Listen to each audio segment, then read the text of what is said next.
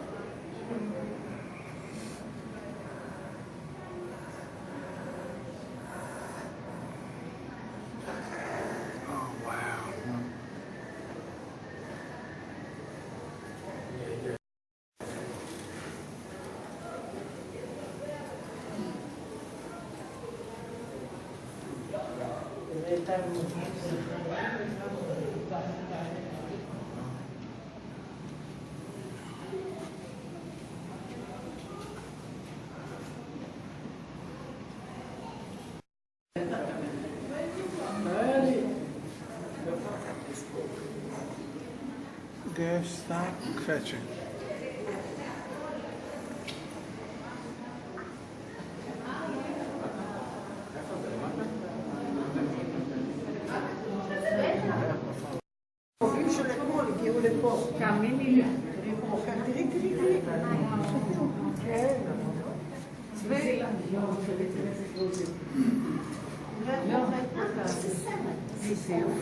את לא יודעת איזה מסתכל, גם הוא קצת יפה. יואו, איזה יופי.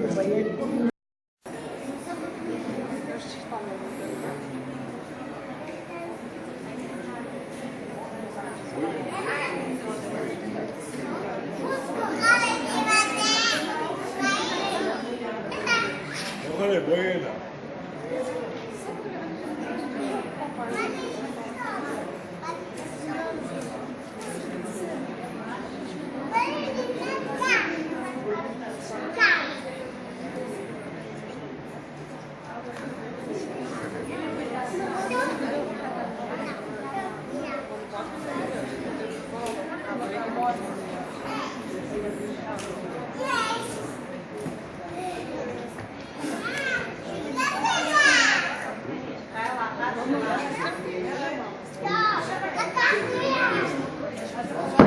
בקבוק של עוז יש לכל הדגים, אפשר להתקל כאן בעוד תיירים מרשימים. הם נראים לנו קצת כשכחים מעופפים בעלי זנב ארוך במיוחד, ומדובר כאן בשני מינים שונים, מדובר בחתולי ים ובעטלפי ים. ואיך בעצם מבדילים? אני אגלה לכם חברים. מסתכלים על איפה הם שוחים.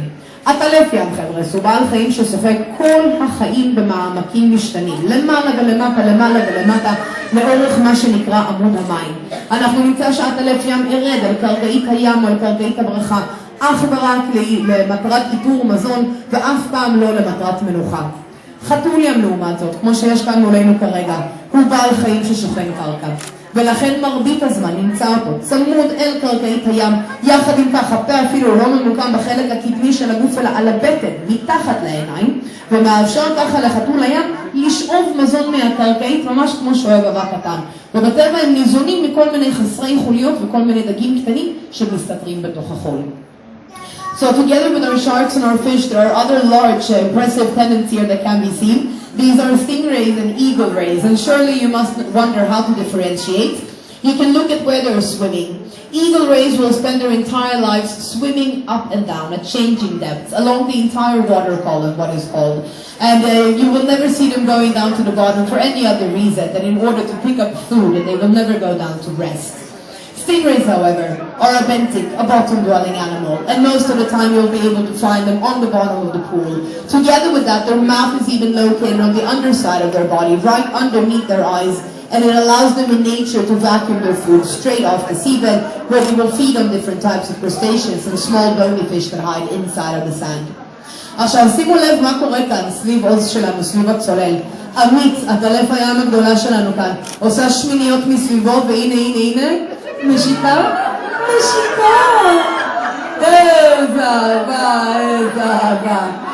עכשיו, מה שאתם רואים כאן חברים, חשוב מאוד לציין שבטבע אף פעם לא יקרה. בטבע עטלף ים או חתול ים לא יעיז להתקרב לצולל ככה, ולמען האמת, צולל חכם גם לא יעיז להתקרב, לא לחתול ים ולא לעטלף ים, והסיבה היא שהם יודעים שמדובר בבעל חיים שגם יכול להיות מסוכן. למרות שהם לא בעלי חיים אגרסיביים, הם יכולים להגן על עצמם מטורפים, והטורף העיקרי, שימו לב, הוא טורף מרשים, הקרישים. לכן גם מנגנון הגנה הוא מרשים בהתאם, ועל בסיס הזנב קיימים בין 1 ל4 קוצים ארסיים עם הרס חזק מספיק לשתק קריש גדול יותר מגדול השן כאן בברכה, ואף אפילו להרוג בן אדם חזק ובריא.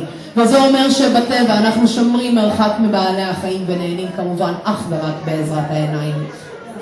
This beautiful picture that you could see here a moment ago with our spotted eagle ray coming close to our diver, kissing him, feeding from the palm of his hand and really enjoying him is something that you will never find in the open ocean.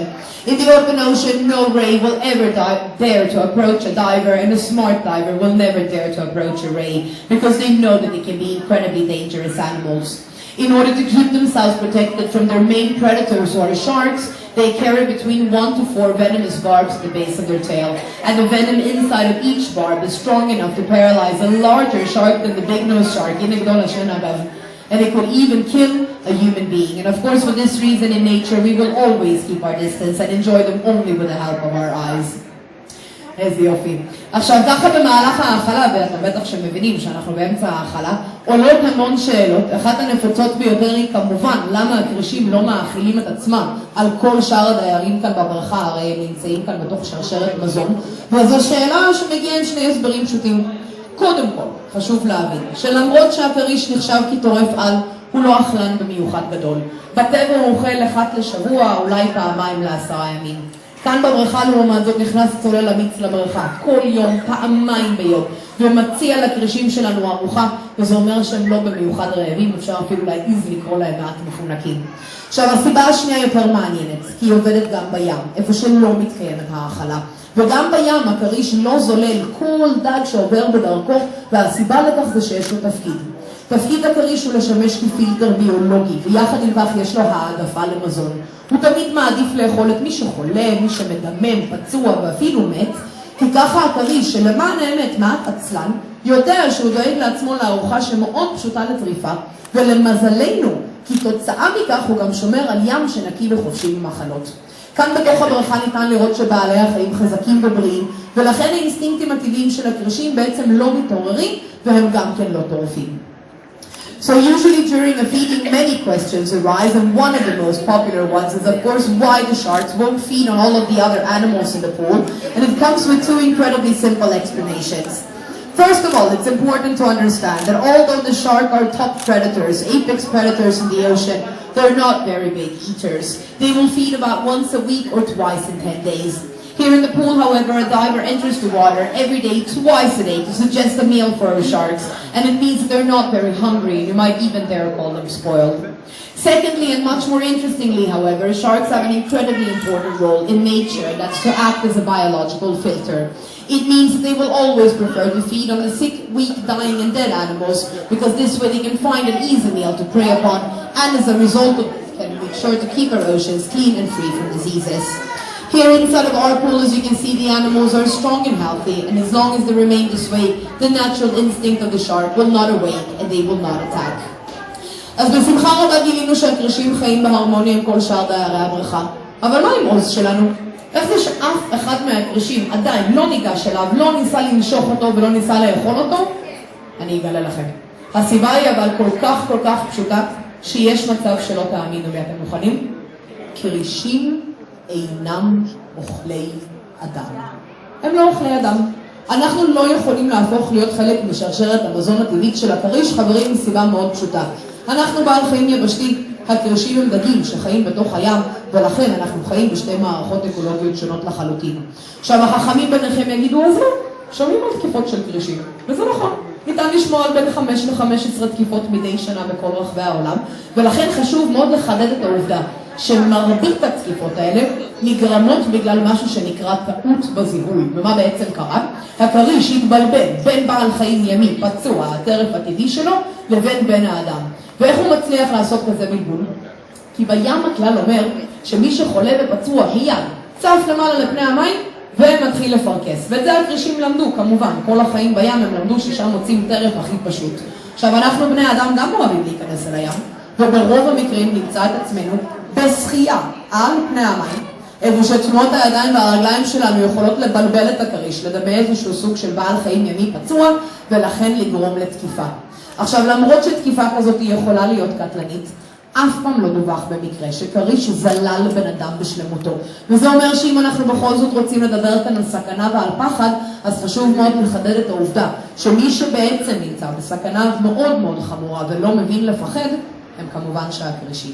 אנחנו בני האדם טובחים בהם, ומדי שנה צדים מיליונים. קשה להאמין שב-2012, שנה מאוד מאוד שחורה, 100 מיליון כרישים איבדו את חייהם בשנה אחת קצרה, חברים. מדובר במספר שלאט לאט יורד, אבל מסיבה לא במיוחד משמחת.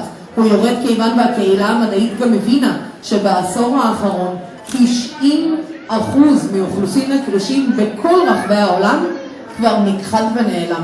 אנחנו מביאים את בעלי החיים הקדמוניים האלה לקראת סכנת הכחדה מוחלטת, שכמובן שיכולה להוביל לאסון אקולוגי, כיוון ומדובר כאן באחד מהפילטרים הביולוגיים החזקים ביותר בים.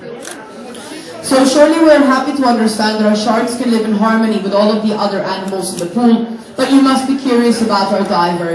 There is a very simple reason that none of the sharks have tried to eat or bite him, and the reason is this: sharks do not eat people. We are not a part of their natural food chain, and in all honesty, we don't taste good to them. You can hear about occasional shark attacks that occur each year, but they will usually occur because of a mistake of identification.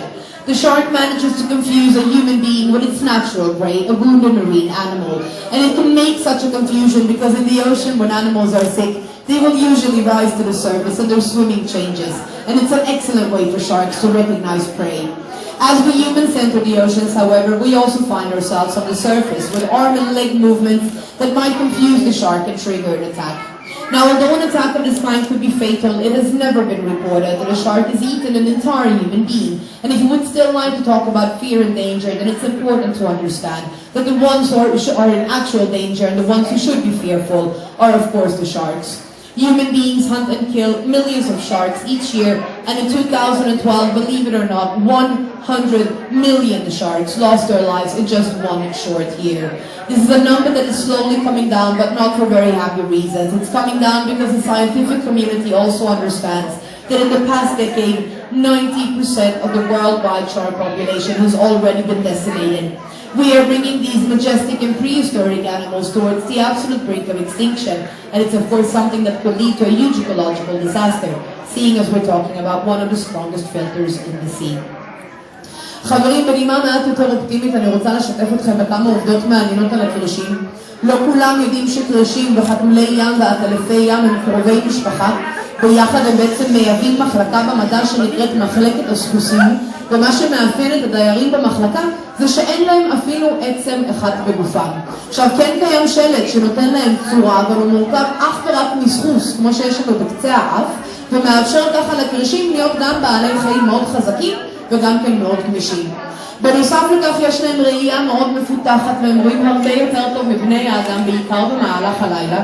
כמובן שתחוש הריח של הכריש אף אחד לא פספס, הם הרי מריחים טיפה אחת של דם במרחק של מה שאומרים קילומטרים בתוך הים. דבר מעניין על הפה של הכריש זה שהוא מלא בשורות שיניים, בין 3 ל-8 שורות.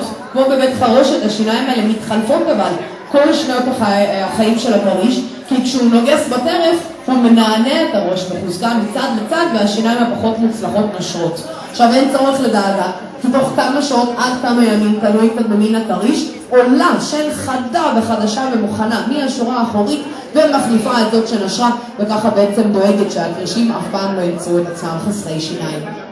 עובדה אחרונה ומעניינת בנוגע לכרישי מים פתוחים, לדוגמה כאן בבריכה, כרישי הסנפרטן וכריש גדול השן, זה עצם העובדה שהכרישים האלה לא מסוגלים לעצור את השחייה שלהם אפילו לרגע אחד.